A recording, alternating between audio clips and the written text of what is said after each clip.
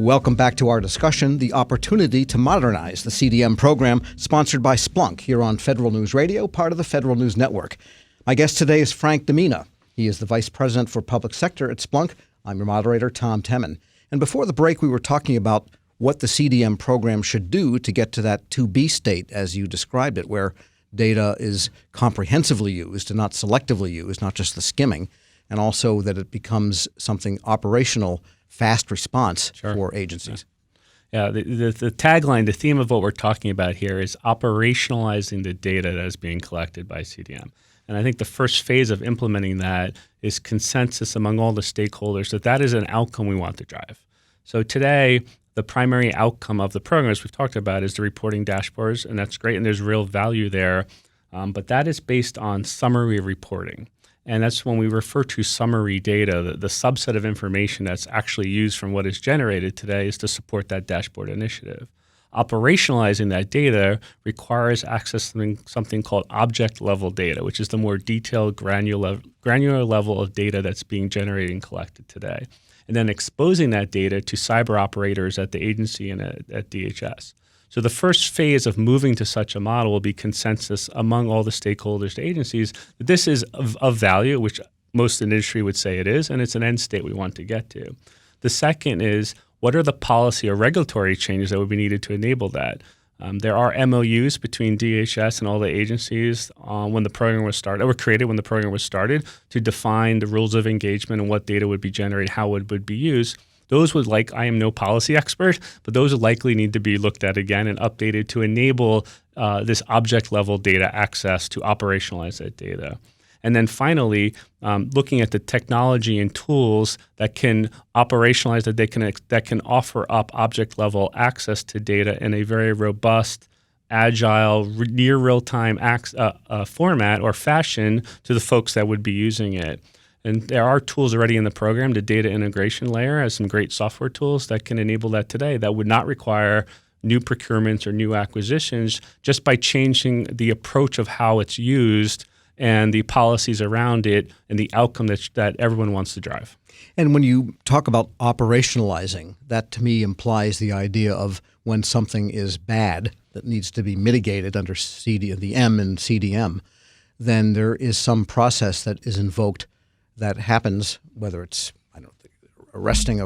stopping a process from operating or expunging some kind of piece of malware, whatever it might be, that there needs to be a bridge between the knowledge of that, even if machine generated, and it's going to be tool generated, and the action that happens, some sort of orchestration process. So how does that step? Yes, and you actually said it more succinctly than I did. That's the perfect description of it. Today, the data is used to report on status and compliance, but if there's an incident occurring, I may not have the ability to go look at it in real time and to deal with the issue as it's happening. And that's what we mean when we talk about operationalizing the data, to expose it so that it can be used while an incident is happening, as opposed to the current reporting timelines or summary reporting timelines of the dashboard structure.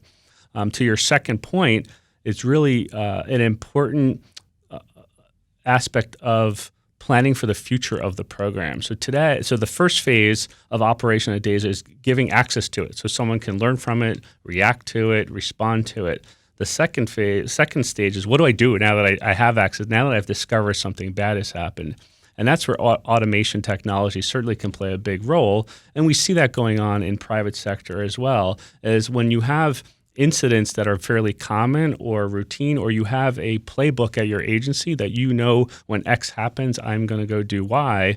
Why not automate that as much as possible through technology to improve response time and eliminate errors that might happen with a more bureaucratic process? And the other element that comes in here too, and I want to get more to what the industry best practices are, but before we go there, the other term that you hear coming out of almost every federal cybersecurity set of lips is risk management. I think it was Chris Krebs of the CISA at DHS said, if everything is totally high risk, then nothing is really high risk. And so how can CDM maybe be tuned in this data-centric operationalizing way to drive risk management approaches that make the whole thing efficient? Sure. And I do think the program is actually moving the needle there, is helping tremendously give agencies and DHS better insights into how risk management is occurring today, where their high-value assets are, what is the risk exposure of those high-value assets.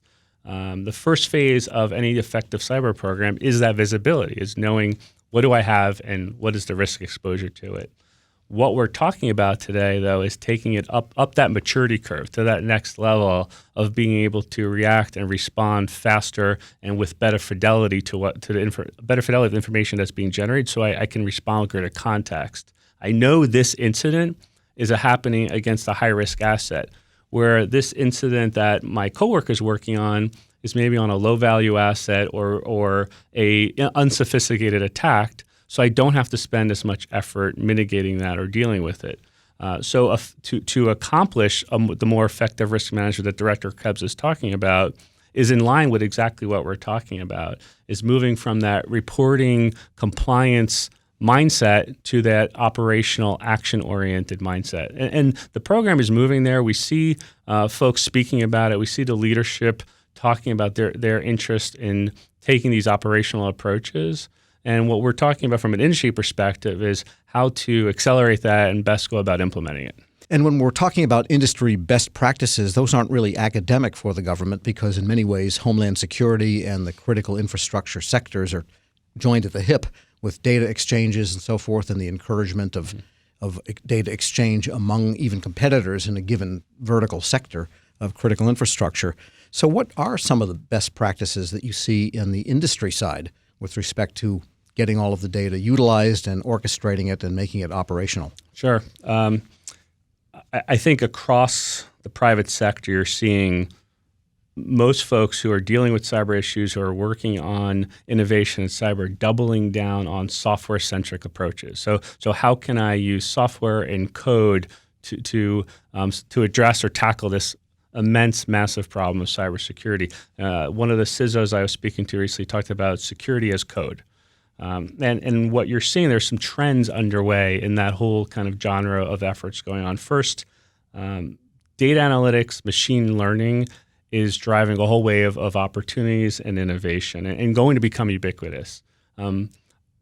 Machine learning, artificial intelligence, all of that advanced analytics space, though, is based on the foundation of them is large data sets.